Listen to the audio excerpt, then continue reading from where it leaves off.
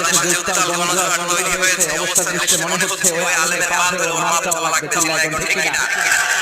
বাংলাদেশে একটা কথা কয়, নিন্দে পাখি পিন্দে, কথা বলে। কোন মৌলবাদী দল এখানে ক্ষমতায় আসবে তার কোনো সম্ভাবনা নাই।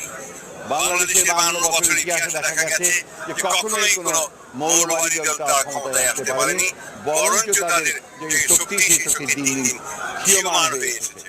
আমরা বাংলাদেশের মানুষের আস্থার উপর আস্থা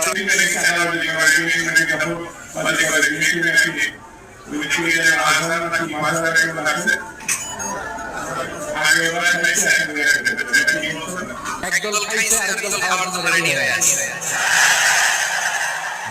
আমরা এরকম চাই না। বিএনপি চাঁদাবাজি করছে, দখলদারি করছে। আর ভাই আমরা এটা প্রমাণ করে দেখান যে বিএনপি কোথাও চাঁদাবাজি বা